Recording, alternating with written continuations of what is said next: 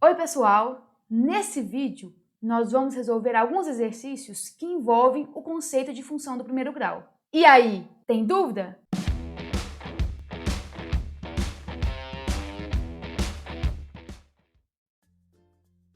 Para uma certa espécie de grilo, o número n, que representa os cricrilados por minuto, depende da temperatura ambiente T. Uma boa aproximação para essa relação é dada pela lei de Dolbear, expressa na fórmula n igual a 7t menos 30 com t em graus Celsius. Um desses grilos fez sua morada no quarto de um vestibulando às vésperas de suas provas. Com o intuito de diminuir o incômodo causado pelo barulho do inseto, o vestibulando ligou o condicionador de ar, baixando a temperatura do quarto para 15 graus, o que reduziu pela metade o número de cricrilados por minuto. Assim, a temperatura em graus Celsius, no momento em que o condicionador de ar foi ligado, era aproximadamente de...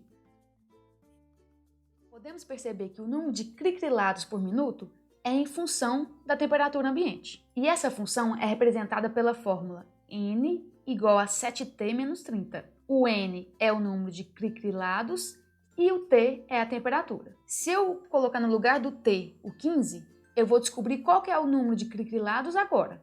Então vamos lá. No lugar do t, eu vou colocar a temperatura 15. N é igual a 7 vezes 15 menos 30. 7 vezes 15 é 105. E 105 menos 30 vai dar 75. Esse n igual a 75 nos diz que, após ele abaixar a temperatura, o número de cricrilados por minuto é 75. Mas o que ele me pediu foi a temperatura inicial, antes dele abaixar para 15. Tá, mas e agora? O que eu posso fazer? Eu sei que quando ele abaixou a temperatura, o número de cricrilados por minuto reduziu pela metade. Falou aqui, ó. Que ele reduziu pela metade. Quer dizer, então, que antes o número de cricrilados era 2 vezes esse valor.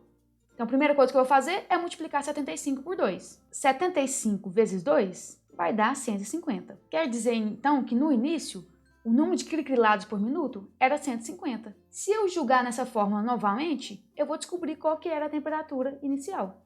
Então, eu vou colocar no lugar do n 150, vai ficar 150 igual a 7t menos 30. Só resolver a equação. 7t menos 30 igual a 150. 7t igual a 150 mais 30. 7t vai ser igual a 150 mais 30, que dá 180. E agora, 180 dividido por 7. 18 dividido por 7 dá 2. 2 vezes 7 é 14. Sobra 4. Desço o 0. 40 por 7 vai dar 5. Que é 35 e sobra 5. 5 dividido por 7 não dá, coloco o 0 e a vírgula. 50 por 7 vai dar 7. 49, sobra 1. E assim por diante. Quer dizer, então, que a temperatura era de aproximadamente 26. O gráfico mostra o número de favelas no município do Rio de Janeiro entre 1980 e 2004, considerando que a variação nesse número entre os anos considerados é linear. Se o padrão na variação do período de 2004 até 2010 se mantiver nos próximos 6 anos, e sabendo que o número de favelas em 2010 é 968, então o número de favelas em 2016 será. Eu percebo que esse gráfico representa uma relação entre os anos e o número de favelas. Observem também que nesse gráfico nós temos 2 segmentos de reta com inclinações diferentes. Quer dizer então que a taxa de variação de 1980 até 1992 é diferente da taxa de variação de 1992 até 2004, porque a taxa de variação tem a ver com a inclinação. Falou pra gente que em 2010 o número de favelas é 968. Eu sei que os anos estão variando de 12 em 12, então vou colocar o 2010 mais ou menos aqui, ó. Então em 2010 tinham 968 favelas. E o exercício está me perguntando qual que vai ser o número de favelas em 2016. 2016 ficaria mais ou menos aqui, ó.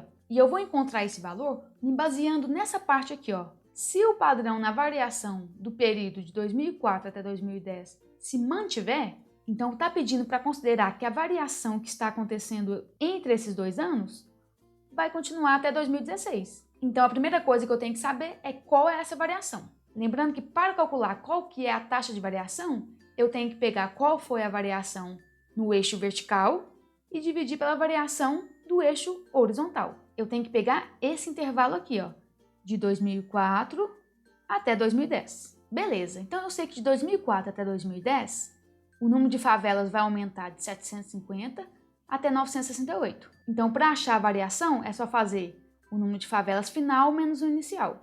Então vai ficar 968 menos 750. Que vai dar 218. Mas esse número de favelas não aumentou em um ano.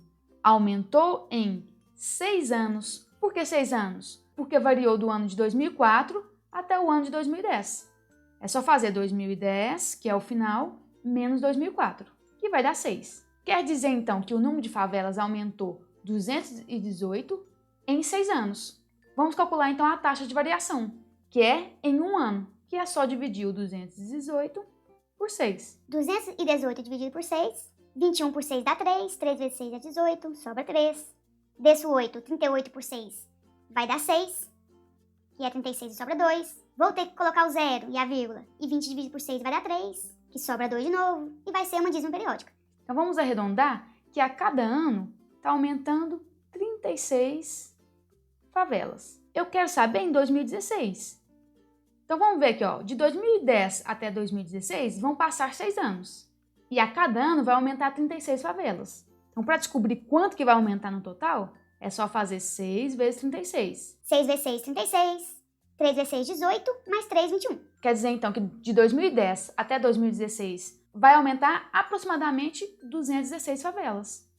Tá, então quantas favelas que vão ter? É só eu somar as favelas de 2010 com as favelas que vão aumentar. Então vai ficar 968 mais 216.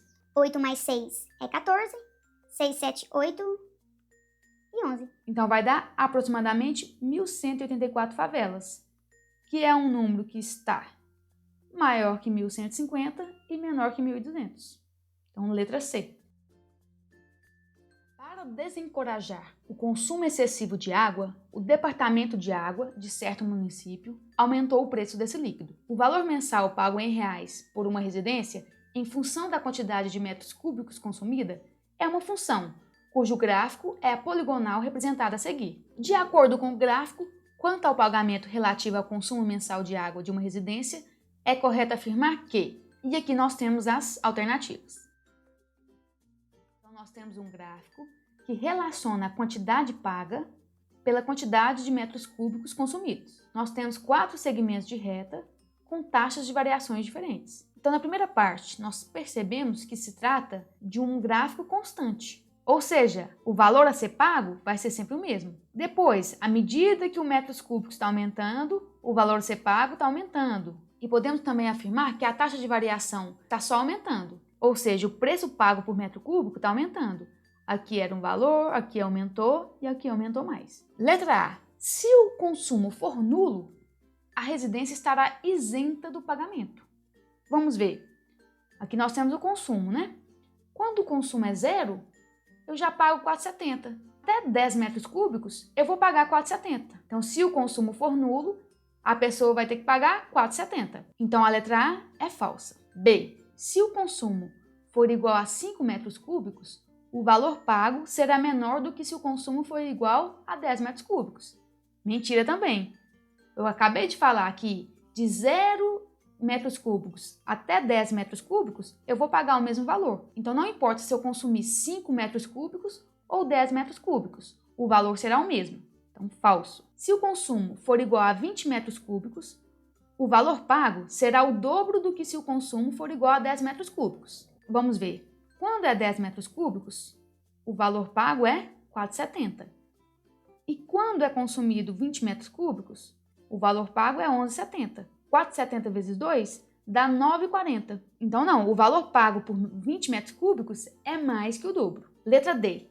Se o consumo exceder 25 metros cúbicos, o valor pago será 16,70, acrescido de 3,60 por metro cúbico excedente. Eu sei que se o consumo for 25 metros cúbicos, eu vou pagar 16,70.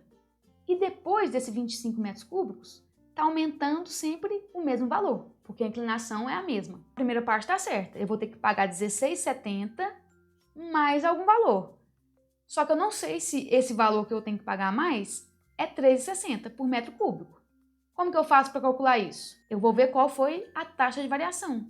Por quê? Porque a taxa de variação vai me dar quanto que eu pago por metro cúbico. Primeira coisa que eu faço, ver qual que é a variação no eixo vertical, ou seja, o quanto que variou o preço pago. Então vai ficar R$ 34,70 menos R$ 16,70. Então eu sei que do 25 metros cúbicos até o 30 metros cúbicos, o valor pago aumentou R$ 18. Então quer dizer que eu estou pagando R$ 18 para 5 metros cúbicos. Por que 5 metros cúbicos? Porque foi do 25 até o 30. E 30 menos 25 dá 5. Para achar então qual foi a taxa de variação, ou seja, o valor pago por metro cúbico, é só pegar o quanto o valor pago variou e dividir pelo metro cúbico, que vai dar 18 dividido por 5. 18 dividido por 5 é 3. Sobra 3. Coloco 0, a vírgula, e 30 dividido por 5 é 6.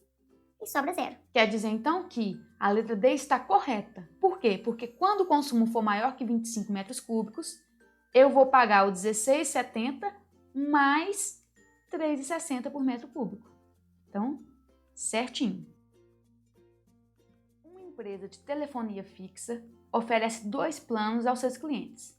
No plano K, o cliente paga R$ 29,90 por 200 minutos mensais e 20 centavos por cada minuto excedente. No plano Z, paga R$ 49,90 por 300 minutos mensais e 10 centavos por cada minuto excedente. O gráfico que representa o valor pago em reais dos 2 planos em função dos minutos utilizados é: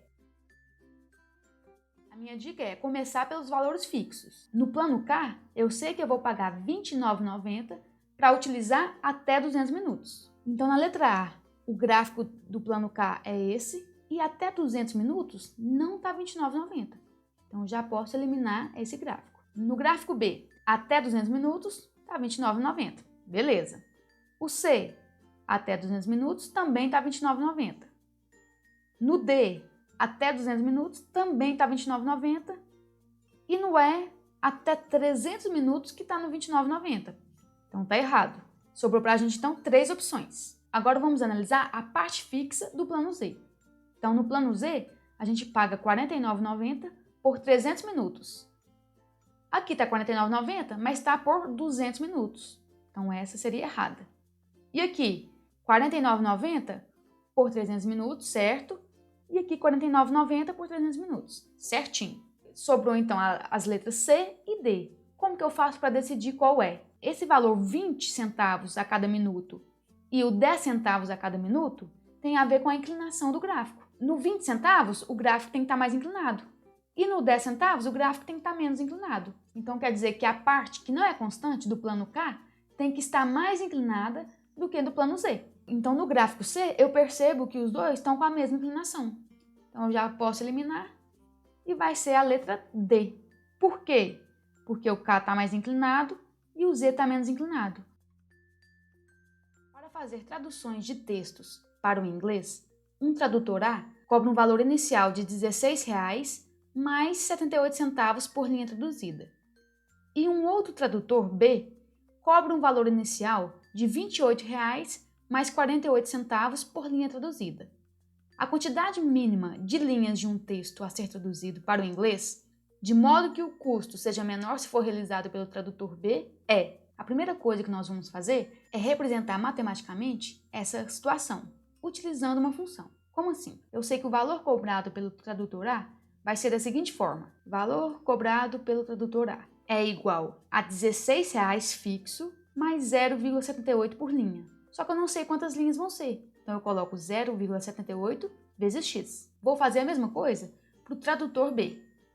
O valor cobrado pelo tradutor B é igual a 28 fixo mais 48 centavos por linha, ou seja, 48 centavos vezes o número de linha. Eu quero representar a situação graficamente. Para isso eu vou usar um programa chamado GeoGebra. No plano cartesiano estão representadas as duas funções encontradas anteriormente. A função verde é relativa ao valor pago para o tradutor A, e o gráfico que está de vermelho representa o valor pago para o tradutor B. Percebam que eu vou pagar imediatamente para o tradutor A um valor de R$ 16,00 e para o tradutor B um valor de R$ 28,00. Percebam que à medida que eu vou aumentando o número de linhas a ser traduzida, chega um momento em que o valor pago para os dois tradutores é o mesmo. E percebemos que nesse ponto o número de linhas é 40. Então quer dizer que quando eu quero traduzir 40 linhas, não importa qual que eu vou escolher, o valor a ser pago vai ser o mesmo. Quando são menos de 40 linhas, o valor pago ao tradutor A é menor. E percebam que após 40 linhas, o valor pago ao tradutor B é menor. E percebam que para a gente descobrir qual tradutor será o melhor, nós podemos pegar como referência o valor em que os dois são o mesmo. Antes desse valor, um vai ser melhor, depois desse valor, o outro vai ser melhor. Primeiramente, eu vou ter que encontrar em que situação as duas opções têm o mesmo valor. O valor pago para o tradutor A vai ser 16 mais 0,78x. E o valor pago para o tradutor B vai ser 28 mais 0,48x.